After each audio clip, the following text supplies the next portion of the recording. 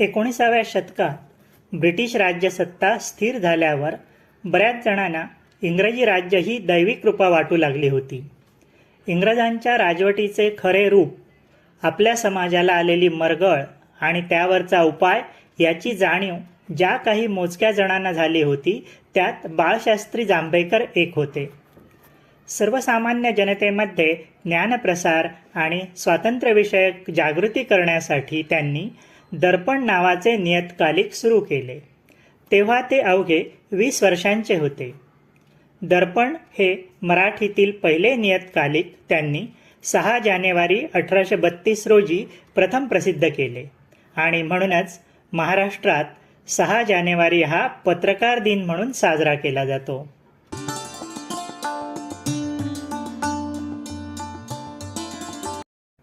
सिंधुदुर्ग जिल्ह्यातील देवगड तालुक्यातील पोंभुर्ले हे जांभेकर कुटुंबियांचे गाव.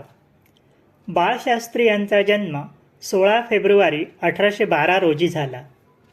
त्यावेळी सरकारी सार्वत्रिक शिक्षण उपलब्ध नव्हते, त्यामुळे बाळशास्त्रींचे शिक्षण घरीच वडिलांच्या मार्गदर्शनाखाली झाले. मुंबई इलाख्याचे गव्हर्नर माउंट स्टुअर्ट एल्फिस्टन यांनी स्थापन केलेल्या शाळेत मुंबईमध्ये बाळशास्त्रींनी 1826 मध्ये प्रवेश घेतला. केवळ 17 वर्षांचे असताना त्यांना मराठी, संस्कृत, इंग्रजी, गुजराती, बंगाली आणि फारसी इतक्या भाषा अवगत होत्या. तसेच अंकगणित आणि भूमितीतही त्यांनी प्रावीण्य मिळवले होते. इंग्रजी शिक्षणाबद्दलचे लोकांचे गैरसमज दूर करण्यासाठी बॉम्बे नेटिव्ह एज्युकेशन सोसायटीने स्थापन केलेल्या नेटिव्ह सेक्रेटरी या पदासाठी त्यांची 1830 मध्ये नेमणूक झाली. त्यांच्या बुद्धिमत्तेच्या जोरावर त्यांना हे पद मिळाले होते. नेटिव्ह सेक्रेटरी म्हणून त्यांना शाळेच्या भाषांतर समितीसाठी काम करावे लागत असे. त्यांनी नीतिकथा, सारसंग्रह, गोल्डस्मिथच्या इंग्रजी बखरीचे भाषांतर इत्यादी पुस्तके लिहिली.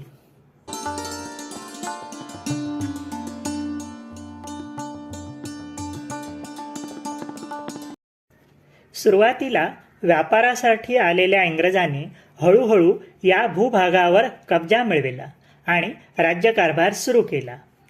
आपल्या समाज बांधवांना जागृत करून त्यांच्यामध्ये ज्ञानप्रसार करण्यासाठी आणि त्यांना स्वातंत्र्यासाठी उद्युक्त करण्यासाठी बाळशास्त्रींनी दर्पण या नियतकालिकाची स्थापना केली. त्याचा पहिला अंक 6 जानेवारी 1832 रोजी प्रसिद्ध झाला. या कामी त्यांना रघुनाथ हरिश्चंद्र आणि जनार्दन वासुदेव यांचे सहकार्य लाभले होते. दर्पण 2 कॉलममध्ये मराठी आणि इंग्रजी भाषेत प्रसिद्ध होत असे.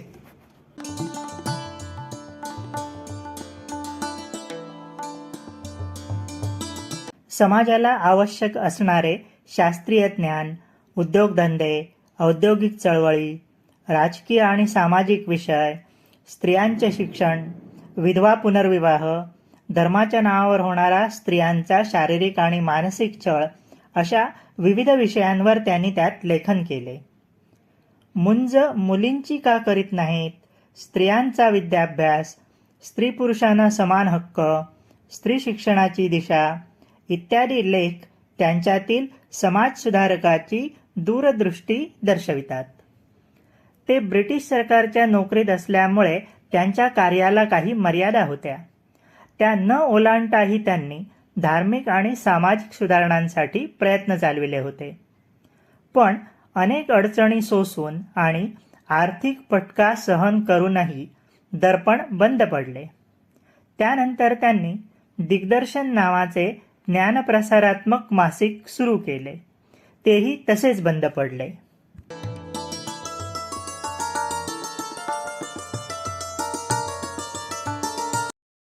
त्यांनी गणित आणि विज्ञान या विषयामध्ये एवढे प्रावीण्य मिळविले की एल्फिस्टन महाविद्यालयातील एक प्राध्यापक रजेवर गेले असता त्यांच्या जागी त्यांची नेमणूक करण्यात आली.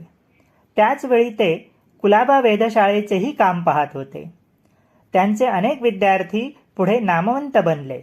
उदाहरणार्थ भाऊदाजी लाड, दादाभाई नवरोजी, केरो लक्ष्मण छत्रे, शंकरशास्त्री जोशी, के. शी. भवाळकर, अनंत चंद्रोबा, बाळाजी बापूजी साने इत्यादी.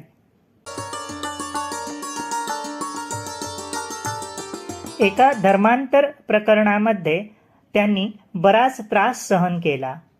धार्मिक आणि सामाजिक सुधारणा या बुद्धिवादाने आणि तारतम्याने केल्या पाहिजेत अशी त्यांची भूमिका होती. धर्माच्या नावावर लादण्यात आलेल्या दुष्ट प्रथा आणि अंधश्रद्धा याला त्यांचा विरोध होता.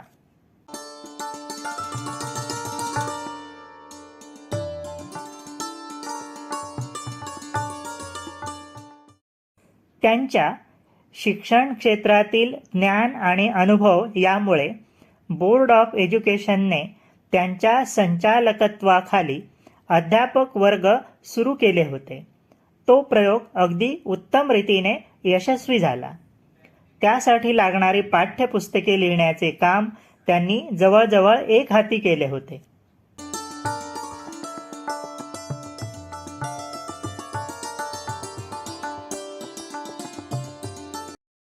ते Bombay branch of the royal Asiatic society आणि जिओग्राफिकल सोसायटी यांचे सभासद होते.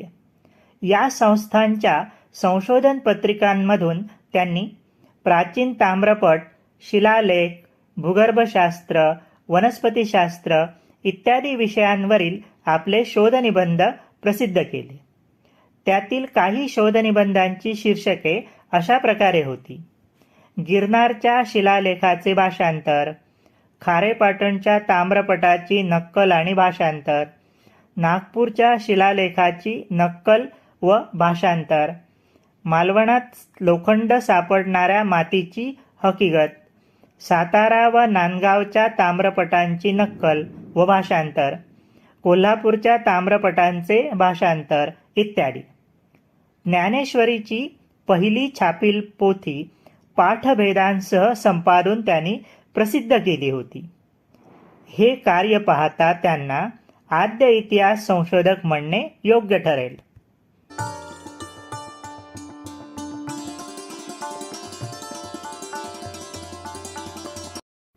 कोकणात काही संशोधनाच्या निमित्ताने फिरत असताना त्यांना विषमज्वराची बाधा झाली.